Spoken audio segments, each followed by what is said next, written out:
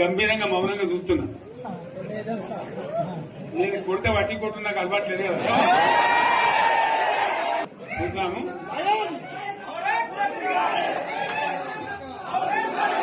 నా రోజులు కానీ అన్నట్టుగా నేను చూస్తా ఉన్నా. కానీ మనోళ్ళందరూ కూడా ప్రతిపాదిస్తుంది ఏంటంటే, ఒక సంవత్సరం జరిగిపోయింది, సంగమేశ్వర ఆన్నే పన్నది, బసవేశ్వర ఆన్నే పన్నది, పాలమూరు ఉత్పత్తుల పథకం ఆన్నే పన్నది, కాళేశ్వరం అట్లనే పెడుతున్నారు. ఇవన్నీ అన్యాయాలని కాబట్టి ఫిబ్రవరి నెలాఖరులో ఒక పెద్ద బహిరంగ సభ పెట్టాలి, మీరు కథ చూడాలి అని జరుగుతా ఉంది.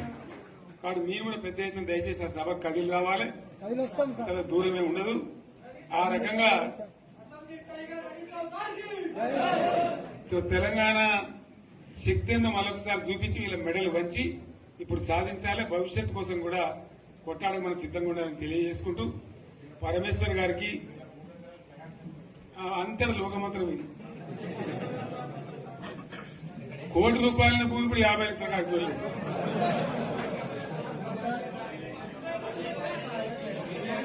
ఈ ఒక్కని బాధ ఒక ఆయన వచ్చింది, మన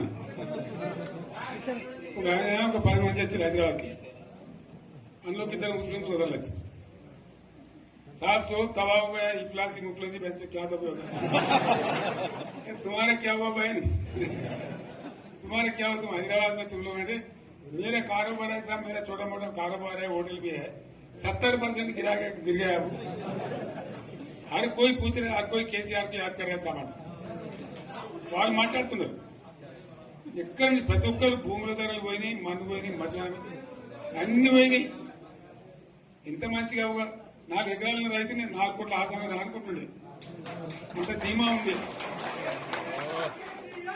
ఎంత బాగుండే. హైదరాబాద్ నుంచి అడిగితే కూడా వచ్చి మనం ఇయ్యకపోదాం భూములు, డిమాండ్ పెరగానే. అంత బ్రహ్మాండంగా మారుమూల ప్రాంతంలో కూడా 40 లక్షలు 50 లక్షలు ఎకరానికి ఉండే. అటువంటిది సగానికి సగం పడిపోయి మొత్తం నాశనం చేశారు. వీళ్ళు ఇట్లే వదిలిపెడితే ఇంకింత నాశనం అవుతుంది.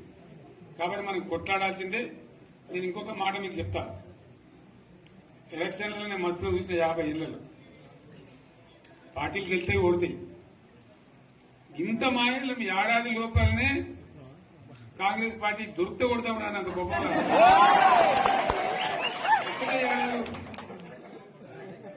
ఇంకా వాళ్ళ పొంద తెలివికి నిన్న వారి పార్టీడే మంది పెట్టాలి. అదేందో పోలింగ్ పెట్టిన వాడు చూసినా మీరు? ఆ పోలింగ్ పెడితే 70% మనకు వచ్చింది, 30% మనకి. వాడు పెట్టింది మనం పెట్టింది కాదు.